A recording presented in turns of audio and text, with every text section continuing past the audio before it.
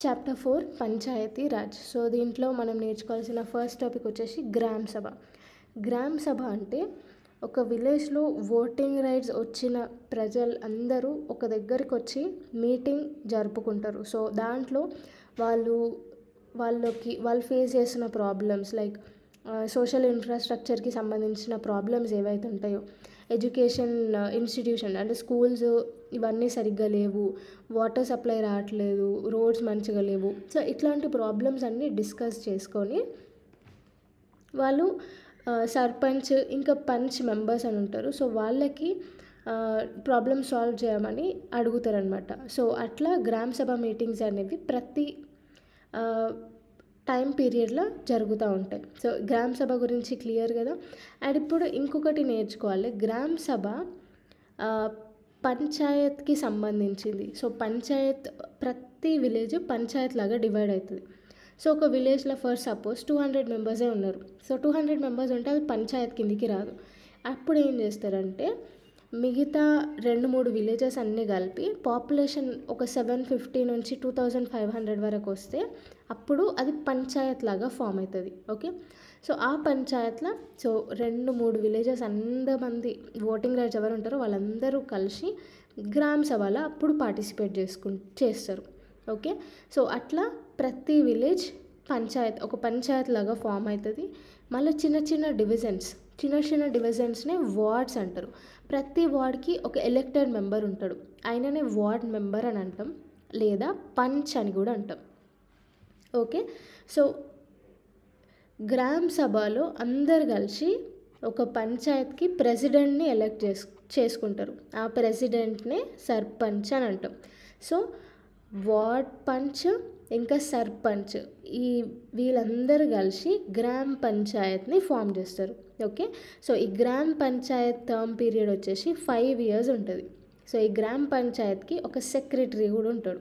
ఈ secretary government చేత appoint చేయబడతాడు. So ఈయన గ్రామ సభ మీటింగ్స్ని అందరికీ పిలుస్తాడు. మళ్ళీ గ్రామ పంచాయత్లో ఏమేమి ఇష్యూస్ డిస్కస్ చేసుకున్నారు, ఏమేమి ప్రోగ్రామ్స్ చేయబోతున్నారు, ఇవన్నీ రికార్డ్స్ అనేవి రాసుకుంటాడు ఈ సెక్రటరీ. ఓకే, సో ఇప్పుడు నెక్స్ట్ వచ్చేసి ఇప్పుడు గ్రామ సభ అంటే ఏంది? గ్రామ సభ అంటే ప్రతి పంచాయత్లో ఓటింగ్ రైట్స్ వచ్చిన వాళ్ళందరూ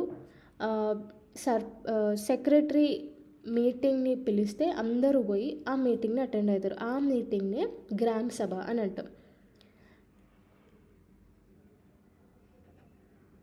నెక్స్ట్, సో గ్రామ సభ పంచాయత్ వాళ్ళు ఉంటారు కదా, గ్రామ పంచాయత్ వాళ్ళు. సో వీళ్ళకి మనీ అనేది డెవలప్మెంట్ యాక్టివిటీస్కి మనీ అనేది అలాట్ అవుతుంది. సో ఈ మనీ వీళ్ళు కరెక్ట్గా యూజ్ చేస్తున్నారా లేదా, ఫేవరెటిజం ఏమైనా చూపిస్తున్నారా అని గ్రామ సభ వాళ్ళందరూ ఒక కన్నేసి పెడతారు. ఓకే, సో అదనమాట. సో గ్రామ సభకి ఏమైనా డౌట్ వచ్చి మనీ ఎట్లా ఖర్చు పెట్టిరు అని గ్రామ పంచాయత్కి అడిగితే వాళ్ళు ఆన్సరబుల్ అయి ఉండాలి. నెక్స్ట్ వచ్చేసి సో గ్రామ పంచాయత్ సపోజ్ మనకి కన్స్ట్రక్షన్ లేకపోతే ఏమైనా వాటర్ ప్రోగ్రామ్ ఉంది. సో వాటర్ ప్రోగ్రామ్కి ఒక కమిటీ ఫామ్ చేసి అట్లా వాళ్ళు డెవలప్ చేసుకుంటారు. సో ఇదన్నమాట. నెక్స్ట్ పాయింట్ వచ్చేసి లెవెల్స్ ఆఫ్ పంచాయత్. సో మనకి 3 levels ఆఫ్ పంచాయత్ అని ఉంటుంది. ఫస్ట్ వచ్చేసి గ్రామ పంచాయత్. సో గ్రామ పంచాయత్ గురించి ఇన్నాం కదా ఇందాక. బేసిక్ లెవెల్ ఆఫ్ గవర్నమెంట్, ఇది ఫస్ట్ టైర్ గవర్నమెంట్. సో దీంట్లో ఏంటి, గ్రామ పంచాయత్ గ్రామ సభకి ఆన్సరబుల్ ఉండాలి. నెక్స్ట్ లెవెల్ వచ్చేసి బ్లాక్ లెవెల్ని జన్పద్ పంచాయత్ అని అంటారు, లేదా పంచాయత్ సమితి అని కూడా అంటారు. సో దీంట్లో చాలామంది గ్రామ పంచాయత్స్ దీని కింద పనిచేస్తారనమాట. ఓకే, గ్రామ పంచాయత్స్ జన్పద్ పంచాయత్ లేదా పంచాయత్ సమితి కింద పని చేస్తారు. సో వీళ్ళకి ఏమైనా అవసరం ఉంటే వీళ్ళకి వచ్చి చెప్తారు. నెక్స్ట్ థర్డ్ లెవెల్ వచ్చేసి డిస్ట్రిక్ట్ పంచాయత్ లేదా జిల్లా పంచాయత్. సో దీంట్లో ఏంటి అంటే డిస్ట్రిక్ట్ లెవెల్లో డెవలప్మెంట్ ప్రోగ్రామ్స్ అనేవి ప్లాన్ చేస్తారు. సో వీళ్ళు ఏం చేస్తారు, వీళ్ళ హెల్ప్ తీసుకొని సెకండ్ టైర్ గవర్నమెంట్ హెల్ప్ తీసుకొని సెకండ్ టైర్ ఏంటిది బ్లాక్ లెవెల్ పంచాయత్. సో ఈ బ్లాక్ లెవెల్ పంచాయత్ హెల్ప్ తీసుకొని వీళ్ళు ప్లాన్ చేస్తారు డిస్ట్రిక్ట్ లెవెల్లో. సో వీళ్ళు ఎట్లా చేస్తారు, బ్లాక్ లెవెల్ వాళ్ళు గ్రామ పంచాయత్ నుంచి వాళ్ళకి ఏమైనా ప్రాబ్లమ్స్ ఉంటే అవన్నీ వీళ్ళు నోట్ డౌన్ చేసుకొని వీళ్ళు సాల్వ్ చేస్తారు. సో అట్లా ఒకదానికొకటి లింక్ అయి ఉంటుంది. సో జిల్లా పరిషత్ లేదా డిస్ట్రిక్ట్ పంచాయత్ బ్లాక్ లెవెల్కి ఏమేమి అవసరాలు ఉన్నాయో దానికి అనుగుణంగా ప్లాన్ చేస్తాయి. వీళ్ళు ఏం చేస్తారు, వీళ్ళకి ఏమేమి అవసరం ఉన్నాయో గ్రామ పంచాయత్కి ఇంకేమేమి ఇష్యూస్ ఉన్నాయి అవన్నీ వీళ్ళు ఆల్రెడీ ప్లాన్ చేసుకుంటారు, వీళ్ళ నుంచి వీళ్ళు తీసుకుంటారు. సో అట్లా గవర్నెన్స్ అనేది డీసెంట్రలైజ్డ్ ఫామ్ లాగా అయింది. అంటే చిన్న చిన్న సెక్టర్స్లో డివైడ్ అయ్యి ఇట్లా ఓవరాల్గా పనిచేస్తుంది అనమాట. సో ఇది బేసిక్ లెవెల్, అందుకే దీన్ని పంచాయతీ రాజ్ అని అంటాం. ఓకే, సో దీంతో ఈ లెసన్ అయిపోయింది. కొన్ని క్వశ్చన్స్ చూద్దాం. సెకండ్ క్వశ్చన్ చూడండి, what in your opinion is the importance of గ్రామ సభ. సో గ్రామ సభ ఇంపార్టెన్స్ ఏంటి అంటే పీపుల్ అందరూ పార్టిసిపేట్ చేస్తారు. ఇది డైరెక్ట్ ఫార్మ్ ఆఫ్ డెమోక్రసీ అయి ఉంటుంది. సో వీళ్ళు ఒక ఎలక్టెడ్ హెడ్ని చూస్ చేసుకుంటారు, వాళ్ళని సర్పంచ్ అంటారు. సో వీళ్ళు ఏం చేస్తారు, గ్రామ సభ వాళ్ళకి ఏమైనా ఇష్యూస్ ఉంటే గ్రామ సభలో డిస్కస్ చేసుకుంటారు గ్రామ పంచాయత్ ముందు. సో అట్లా వాళ్ళ ప్రాబ్లమ్స్ అనేవి సాల్వ్ అవుతాయి. సో అట్లా గ్రామ సభ అనేది చాలా ఇంపార్టెంట్.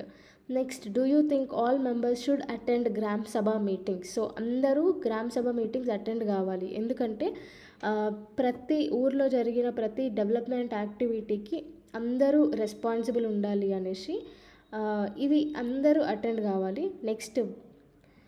నెక్స్ట్ క్వశ్చన్ వచ్చేసి what is the link between గ్రామ సభ అండ్ గ్రామ పంచాయత్. సో గ్రామ సభకి గ్రామ పంచాయత్కి లింక్ ఏంటి, గ్రామ సభ ప్రాబ్లమ్స్ తీసుకొని వీళ్ళ గ్రామ పంచాయత్కి చెప్తుంది, గ్రామ పంచాయత్ ఏం చేస్తుంది, ఆ ప్రాబ్లమ్ని సాల్వ్ చేస్తుంది. Next, what is the difference between గ్రామ సభ గ్రామ పంచాయత్. గ్రామ సభ అంటే ఏంది, విలేజ్ పీపుల్ అందరూ ఓటింగ్ రైట్స్ వచ్చిన వాళ్ళందరూ గ్రామ సభ అంటారు. గ్రామ పంచాయత్ అంటే ఏంది, ఇందులో ఎలక్టెడ్ రిప్రజెంటేటివ్స్ ఉంటారు, సర్పంచ్ ఇంకా వార్డ్ మెంబర్స్ ఉంటారు. వార్డ్ మెంబర్స్ని పంచ్ అని కూడా అంటారు.